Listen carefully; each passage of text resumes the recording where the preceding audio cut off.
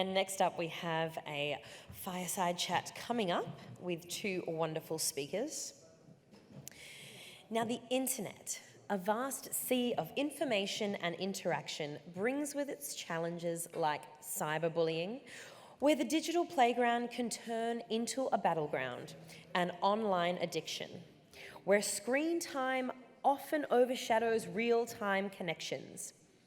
It's our role to light the way, teaching not just academics, but also digital empathy and self-awareness, ensuring our students can sail these digital waters safely and wisely. Now, to enlighten us on this very important topic, I would like to invite up our speakers, Zoe Madewell, the CEO and founder of Musicology Lab. Coming up, Zoe. And also Tim McNevin, Principal of Galilee School in Canberra, Australia. Come on up, Tim. Do we have Zoe?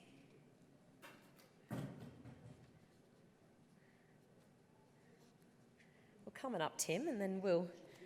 Yes, I did see Zoe recently. She might have just stepped out. We'll see if we can find her.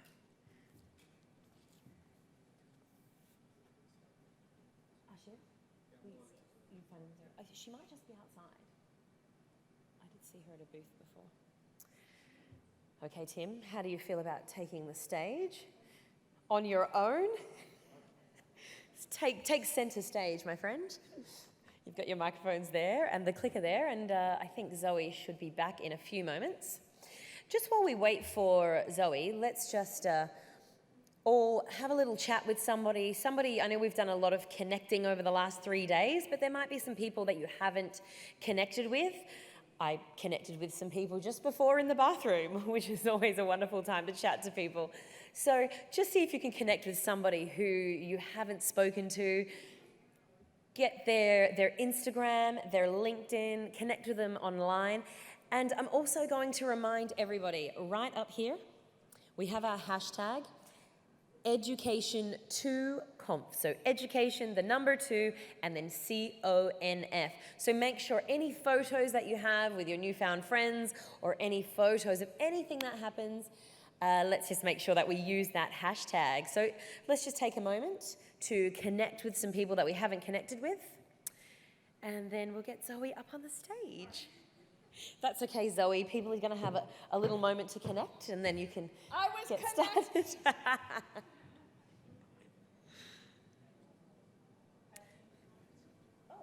Hello. Sure. You're going to start. All right, fantastic.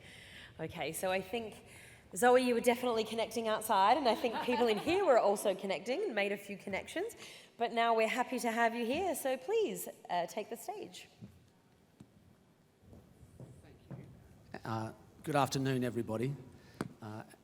And I've welcomed my colleague Zoe, who we've connected with a couple of occasions on the last few days. And you met her on day one, and her passion and enthusiasm for what she does is quite infectious. And I'm delighted to be here with her. My name's Tim McNevin, and Zoe and I are going to have a conversation about a topic that I think can be quite sensitive and impactful for people. And we hope to invite you into this conversation. I think to begin, we'd both like to ensure that there's a sense of safety in the room for anybody who may have had lived experience of some of the topics that we might be discussing, and to offer any support or assistance that we can to you, but also encourage everybody to be respectful of each other's contributions and perhaps the lived experience that others may have around what can be quite a sensitive issue.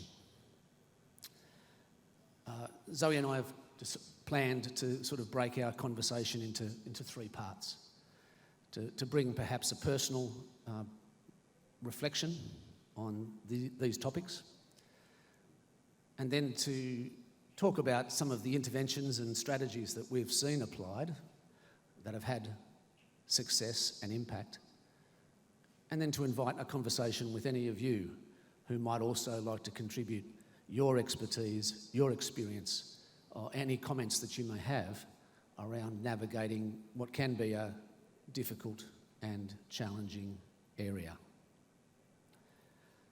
So with that introduction, I might pass to Zoe. Thank you. I'm a stander. If you're here looking at your phone, can you hold it up?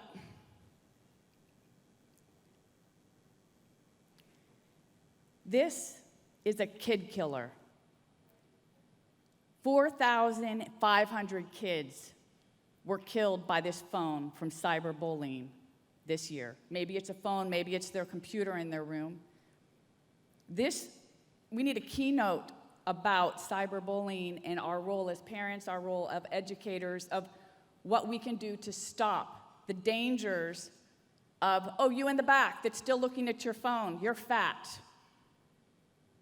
That girl that just heard that might very well go home, remember that I called her fat, and wake up unalived the next morning.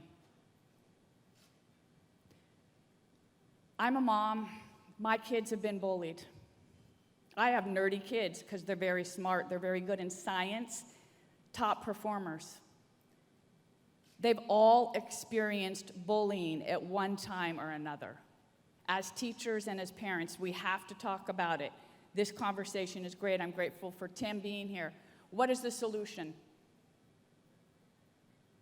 When he asked me how we could prepare for this, I'm a music person. I'm in music education, and I have always one answer. Music is the miracle that will heal the world. And I believe that music is the answer to bullying, and I'll tell you why. There's two people involved in bullying. There's the bullied and the person who is being bullied. Raise your hand if you think you know what is the root cause of the person who is bullying the other child. What is the root cause? Why are they bullying that girl and telling them they're fat? Why are they bullying that boy and telling them that they're a nerd alert, your glasses? Yes, ma'am. Yeah, yes. So I think it's the need to assert themselves and the lack of confidence, they need to assert themselves to do that at the expense of others and do it. I think so. I agree. Lack of self-confidence. I say self-esteem is the root cause of bullying, in my opinion, and I'm going to defer to Tim, his experience. I believe that if a child has low self-esteem, they're going to bully, and then they're victim to being bullied. How is music going to be the answer? If a child has a gift, and my son was very nerdy in one of the top private schools in the state of Texas. He was teased, he was bullied, but guess what? He was never going to be an athlete, but when he got up on stage and he performed Rachmaninoff, all the cool jocks that teased him, all the cool jocks had to put their hands together. When my son won first place in the citywide piano competition, he suddenly wasn't the nerdiest boy on campus anymore. How can we empower children through helping them with confidence and self-esteem, through creativity, and helping them feel that they're special? So Tim, I have to sit down now. With your experience in your school as an educator, have you experienced students being bullied, parents? Talk about that. I sit down with every student that comes to our school, with them and with their parent. It's part of our intake process. It's a part of our cultural inclusion process. It's about getting them to understand our school, who we are, who we support, and their place in it. For those of you who heard me on day one, our school is what's known as a special assistance school in Canberra. And our school is designed specifically to support those young people who have yet to thrive in mainstream education. They may be school refusers themselves. They may have been expelled from a number of settings in the past. and they've really struggled to find success and that identity that we all need to find our way in the world. When I sit down with each young person, I ask them a number of questions, and it's very much a conversation. But two of the questions I ask them are, have you ever been bullied? And the vast majority say yes.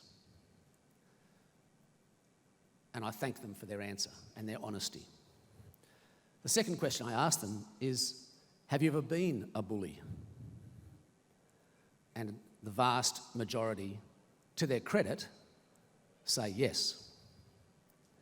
And so I agree with Zoe, there's a connection and a relationship between the experience of being bullied and bullying, although I don't think they are inclusive only. I think that they can exist in isolation. But the impact of that experience on those young people is debilitating. Zoe spoke so well about the need for self-esteem and a belief that we can have purpose and we can find place in the world. And for our students, that is what's lacking so much for them. So much of the feedback, and we heard from our previous panel about the role of feedback and the role of assessment in helping young people identify themselves as either a successful learner or otherwise. And if my identity has been shaped by that negative feedback, my perception of myself is one of deficit and absence of success. And so the self-esteem that we know our young people need is so very, very lacking in them.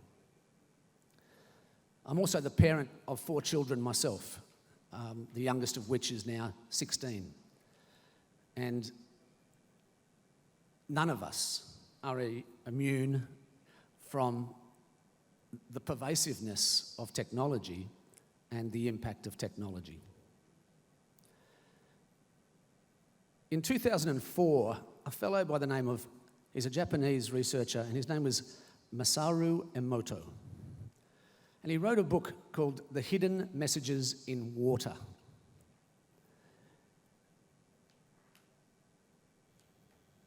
His methodology was to expose water to various words, pictures, or music, and examining the properties of that water following that exposure. One of his experiments deliberately took 2 plants, and he placed those 2 plants in a school.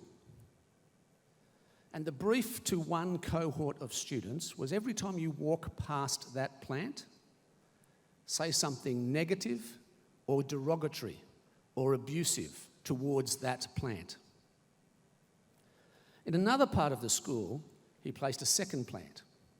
And the brief to a different cohort of learners was, every time you walk past that plant, praise, affirm, or encourage that plant.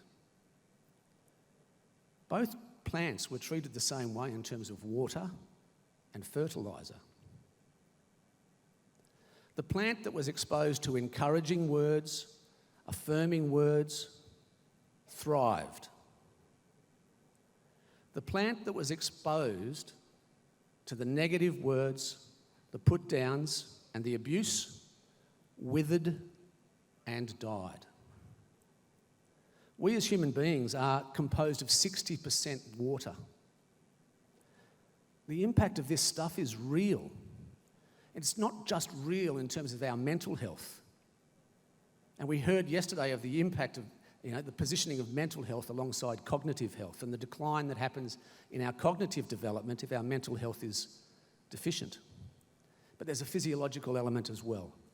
And the impact I see on some of our young people who come to us, and the anxiety and the nervousness and the inability to navigate society and the fear, the genuine fear that they hold about the power that others have exerted over them in the previous years of their life is tangible and debilitating.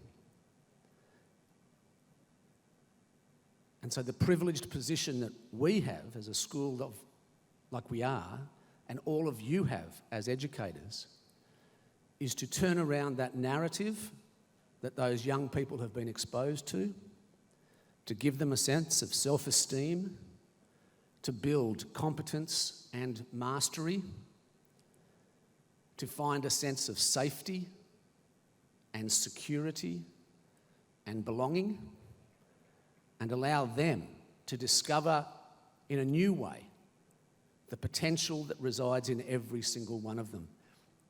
And we need to do it on a person-by-person basis, but I believe we also need to do it on a much more holistic scale. And that's where some of the discussions about strategies that work may come from. We're going to go to question and answer. I just wanted to bring up a statistic, ask you a question. 3 million kids missed school because of bullying, cyberbullying, in-person bullying. Is that 3 million a month, or is that 3 million a year? Who said it? Month is right. Anybody shocked by that? 3 million students globally missed school because of cyberbullying and bullying. We need to find solutions. Raise your hand here. Have any of you either been bullied as a child, have one of your children bullied, or one of your students bullied? Who has been bullied as a child? If your hand is up and you were bullied as a child, do you believe that it affects your self-esteem today? Keep your hand up. If you believe that the bullying that you experienced as a child affects your self-esteem today in your weakest, darkest, vulnerable moments, I say yes. I struggled with imposter syndrome on the flight here, knowing I was going to be on the stage with a bunch of PhDs from Harvard, and I was bullied as a child. All of us have something that makes us feel less than others. We have to find solutions to build children's confidence and self-esteem so that we don't have a generation of kids skipping school. And the phone and AI and ChatGPT, and the more time they're in their room with addiction. So there's several things we need to talk about. I think cyberbullying and screen addiction. The second part, I think we need to talk about how can we, as parents and educators, get kids off of screens. I put my youngest son in a local public school. Now he's in a charter school. I was horrified to know that 90% of their education was on a laptop. Who's scared by that? So we have to how can we set limits from screens and help the terrible, terrible epidemic we have of bullying through our social media? How can we find solutions together? Tim, do you have any suggestions for the audience? And then we'll ask, what about screen addiction? How do you limit technology as a parent and as an educator? It's hard. I'll speak first as a parent. I think my wife and I were very deliberate about this, and perhaps sometimes with the perspective of unfairness from our children in terms of the level of liberty and access that our children had relative to other friends of theirs. But we felt it was the right thing to do. And so I think there's an education piece for parents, which is about helping them understand the impact of the technology and the potential negative impact it can have, and also an equipping of parents to give them the tools and the networks and the resources and the support that they need in order to navigate what is a very, very difficult space for them as parents. To retain a positive relationship with their child, to give that child confidence that where they live, they are accepted, and they are loved, and they are safe. And that is not a universally present situation for so many young people, and I acknowledge that. But for so many of our parents, there's an intergenerational factor here that we need to be mindful of, respectful of, non-judgmental about, but incredibly supportive to equip, train, and support and encourage our parents and ourselves, for that matter. There are tools, monitoring tools, that I think are useful and applied well with balance can be incredibly supportive for homes and families in monitoring the level of screen time and what their young people are exposed to. I think there's a quality and a quantity element here. It's not just how long they're on screens, it's also what are they being exposed to whilst they are on screens. And there are some very smart people pushing some very influential content out across our technology platforms. As a school, we've taken a very holistic approach to navigating this issue. It starts from that very first conversation that I spoke about earlier, and it extends right across the school. The two simple ideas that we encourage our young people to accept and adopt upon entry to our school is around safety and respect. Safety is about our role as educators in providing a safe environment, but we also encourage our young people to acknowledge their role in providing a safe environment for themselves and for their peers. Respect has many dimensions in our school, but the first, and we think most important, is promoting a sense of self-respect, self-regard, self-esteem. And we say to our young people that this is the highest threshold. This is the most difficult element of respect because of the experience and exposures and the innate sense of self-deprecation that so many of us have and have experienced. But how I regard myself is going to have a tremendous impact on how I engage with others. We heard yesterday how a positive attitude will promote pro-social behaviour. If that's true, then the inverse stands to be also correct, that a negative attitude will promote and provoke antisocial behaviour. So really encouraging our young people and giving them opportunities to challenge those deeply held beliefs about who they are and to challenge those deeply held attitudes about what they're capable of and to replace the absence of hope with a hope and aspiration for the future that is realistic and achievable for them is very much about what we do. Helping them understand also the impact of their behaviours is an important element here. I think our young people, and I speak generally, many of our young people they're very technologically literate in terms of what technology can do, but I think in some ways they're ignorant of the impact that technology can have. They may have experienced it, but they don't necessarily see the link and the cause between the two. So we go to some lengths in our school to educate and equip and empower our young people, and we do that very much in partnership with a range of other community providers, mental health professionals. We provide mentoring relationships for our young people so that they can find that trusting adult in their life with whom they can exchange and explore and reveal sometimes some of the damage that's occurred in their life.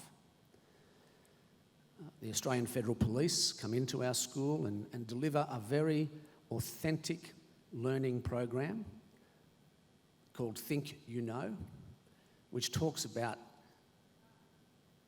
the very real risks that technology has and the risk for them in terms of transmitting of nude pictures, sextortion, which is on the ever-increasing rates, particularly among young males, and the various other forms of risk and exposure that technology provides to our young people.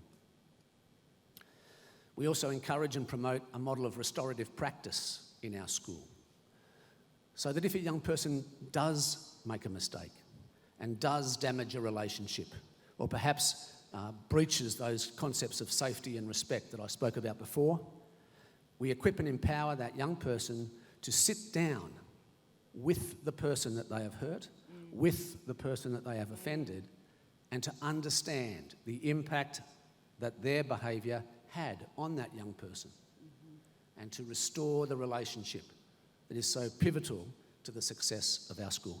I love that. Thank you, Tim. I think that last point really hit me. How do we take a bully that hurt another child and help them to not do it again? And by putting them in, letting them see the pain of that child and trying to let them know the impact that had to heal that. Does anybody have any comments or suggestions for limiting screen time or anything that Tim had said, his great approaches in schools? Any ideas how we can come together? Yes. Thank you. I just want to share what we did in our school. So, because when you run a school, safety is number one. So, 2 weeks after school started, we called all the parents because Trend Micro runs this online, safety program. Yes. So we used that.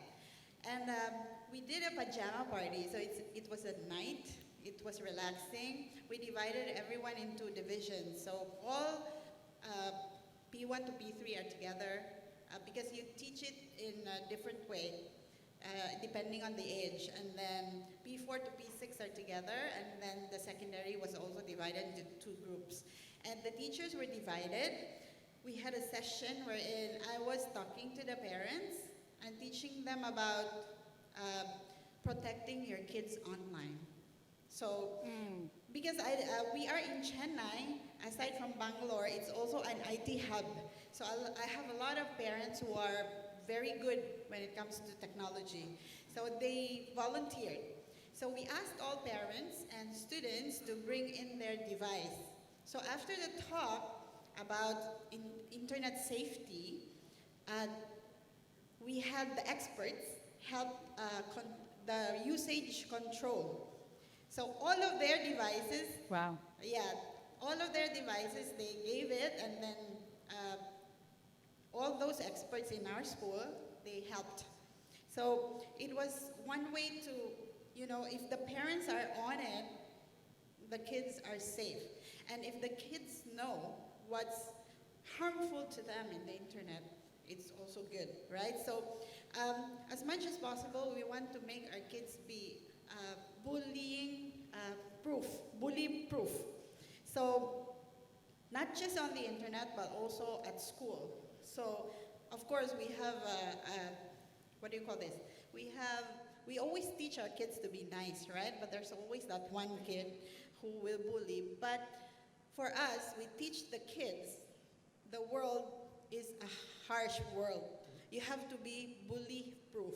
So how do we do that? First and foremost, you have to be confident. Because if you are confident, no one can bully you, right? And then they should have a league of their own. So in our school, we partner them together. So if you have a best friend, it's hard for someone to bully you because you have someone to back you up. So that's one thing that we are doing at school. So just to share. What's your name, ma'am? My name is Rapunzel. Thank you. Thank you for that. Can I just reiterate, just stand there for a second. You said bully-proof the children. What a great phrase that is, bully-proof them. And then you said give them a partner. Those are 2 very great keys that I think will really help when a child doesn't feel alone.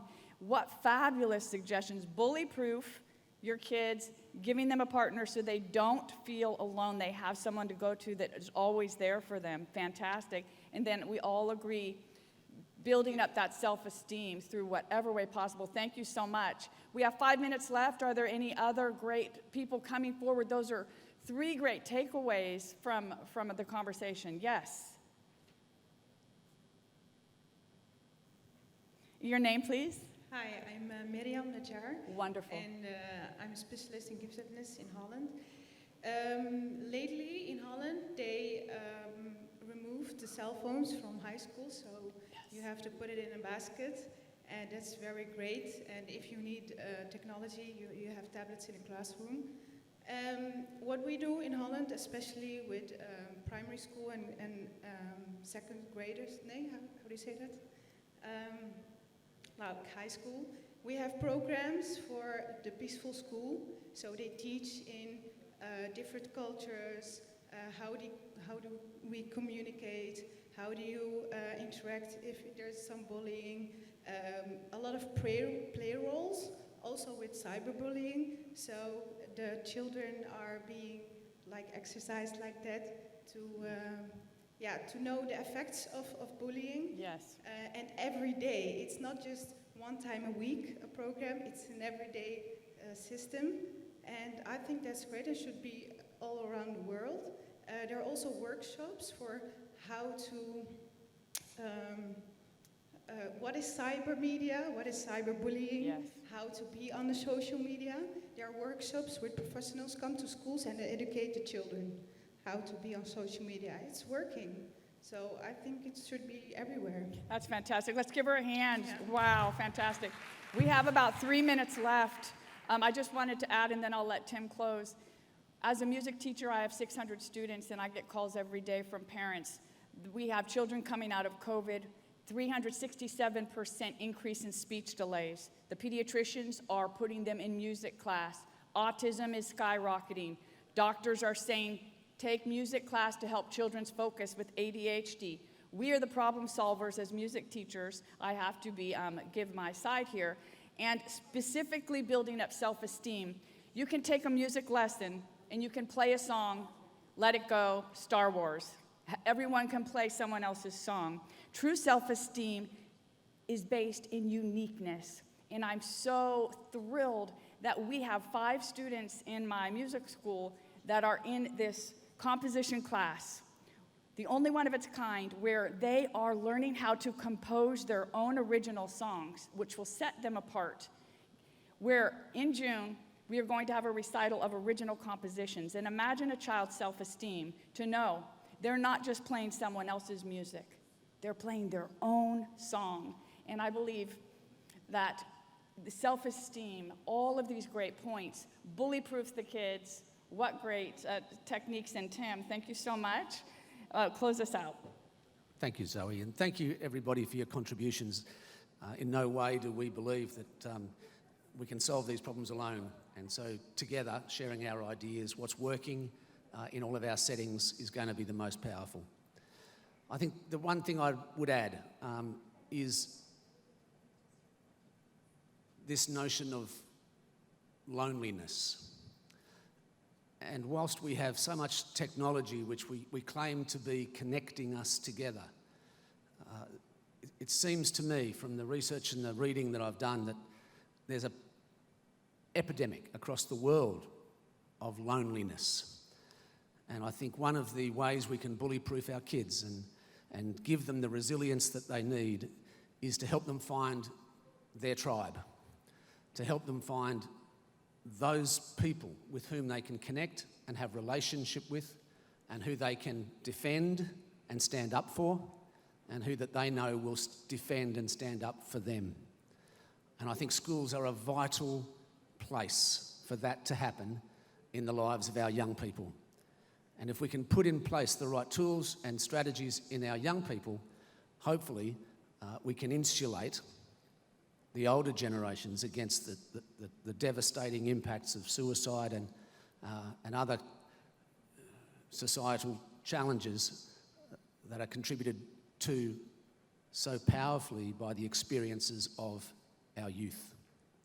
So in so many ways, we as schools are both dealing with current problems but also taking a preventative stance for the future. and it's a powerful and privileged position that we all occupy. So thanks again for your contribution and attention this afternoon, and Zoe, again, we love your passion and enthusiasm for music, and the role and contribution that music and the creative arts can play, I think, are really powerful opportunities for all of us to explore. So thank you. I love the loneliness. I love that. What an honor to speak with Tim, and I love the loneliness to close it out. I think the fact that you ended with that. We are here now connecting, collaborating. I'm flying back to Texas, feeling less lonely. We are all in this together, and that hit the core. Thank you, Tim. Help us. We no longer feel alone coming here, and now we need to just bring that to the world. Beautiful job, Tim. One more round of applause. Yes. Thank you so much, Tim and Zoe. A very, very important topic indeed. Let's give them another round of applause, everybody.